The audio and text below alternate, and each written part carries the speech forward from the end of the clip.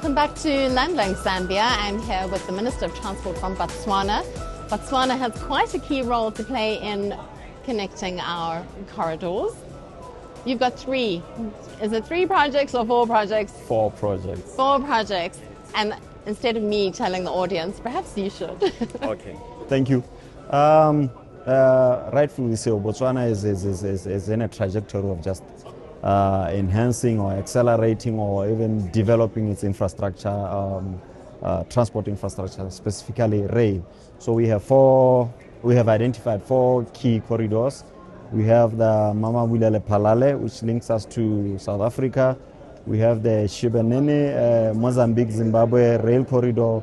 We have the Mosetse, Kazungula, Livingstone, which links us to Zambia. And then we have the Kalahari railway, which links us to Namibia. So those are the 4 identified rail corridors that we are focusing on. Tell me the status of the Kalahari project. The feasibility studies was done, and actually it's almost for all the four rail corridors. We are looking at now getting the construction underway or what you call implementation. But the feasibility study for the TKR is almost done. We are looking at identifying, the technical advisor has been identified. So we are looking at now floating an expression of interest once all the technical aspects have been covered. But it goes out to all the 4 key corridors because we want it like yesterday. So what is the timeline on the Kalahari corridor now? So if you're saying the transaction advisor has been identified, have they been advised? Have you made a statement yet? No statement yet, and it's a bit of I don't want to preempt the whole process, but with the new administration, we are trying to do this in record time. So chances are that the already established timelines, they might obviously change because of that, because we want it to be done on air. Yeah, there's a whole lot of pressure from us, and we are putting a lot of pressure on the advisors, the technical advisors as well. So it's like that. Yeah. So the Mamabula Lephalale line, you had an investment conference, I think 2 weeks ago or a week ago. What was the outcome of that? Like I said, the feasibility studies are nearing completion. The idea is to get this thing done because there's a need for coal from the South African side. Yes. As you know, they generate their power with coal, and there's an abundance of coal on our side. And good quality coal. Yes, good quality coal on our side. So the investor forum was just to actually expose this potential, which everybody knows.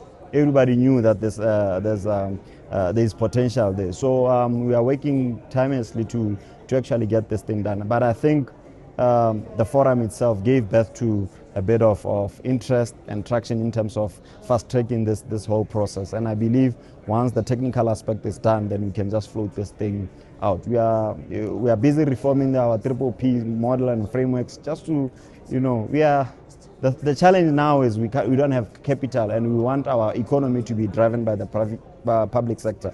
So we are actually inviting all investors to come through, and if you think you can just build, operate and transfer this one of the corridors, why not? Why should we be a stumbling block? We are here to facilitate, not to frustrate. Yes. So talking about that stumbling block, let's talk about the capitalization of Botswana Railways. Yeah. Are you looking at open access? What is the model for Botswana Railways going forward? It's had its own challenges. Yes. We are looking at reforms, legislative side. I like the fact that you mentioned open access. Like I said, open access means now private sector participation. So I believe that's the only way to go, honestly speaking, because we can't be trying to change people's lives, and at the same time we are trying to raise capital. So it's best if you try to not decentralize, but somehow distribute your task to all the key players and involve everyone and become an inclusive economy. Yeah. So on the stage, I'm not entirely sure if it was you who mentioned it, but we were talking about that seamless, instead of doing the changeover at each of the borders, that's seamless from South Africa all the way through. Are you pro that? Are you pushing for the same thing so that I can go from, I don't know, Botswana to South Africa and seamlessly? I don't need to change the borders. No, we are definitely pro that as a government. I mean, like I said earlier on stage, that a rail link is as strong as its weakest link. A railway line is as strong as its weakest link. Yeah. If Congo and Zambia, Namibia and Mozambique and Zimbabwe develop very effective or strong railway lines, and geographically we are in the center and our link is not, we become the weakest link and drag everybody down. So the best way is to standardize and make sure that this seamless transition, if there's transition at all. So we need to achieve that and make sure that whatever happens, the train doesn't stop for a long time. It just passes from north to south, east to west. So we are pro that. I think it's just a matter of fine-tuning the frameworks, the agreements, so that they become standard across the region. So yeah. Talk to me about the rolling stock procurement process. So I think aside from the corridors that you're developing, Botswana Railways is in need of rolling stock. Are we talking about leasing? Are you talking about buying? Are you aware of the lead times to capacitate that line? We are actually considering all these options. Remember, as a new administration, we just want to see these things done. So if it means now we are relinquishing some of the responsibility to the private sector, then we will definitely look into that.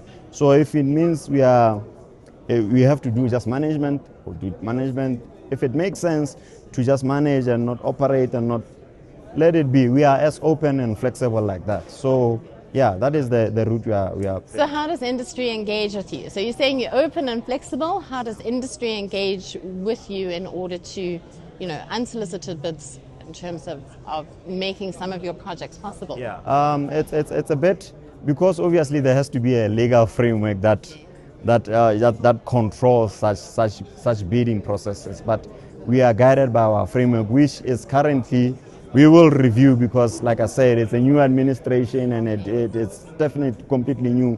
But yeah, we are looking at fine-tuning those frameworks so that we can allow such bids to come through. Remember, we just don't want to frustrate investors. We don't want to frustrate the public. We don't even want to frustrate the technocrats themselves. So yeah, we are looking at having a procurement act that is inclusive, that is fair, that is transparent. Yes, I'd like to urge all the investors out there to come to Botswana. Botswana is, democracy.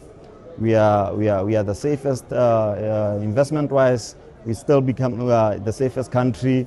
When we talk about rail, our gradient, it's flat land. Your feet it's flat. Everything. It's your brakes went way too much. So yeah, we are at the moment, we are the safest country to look into.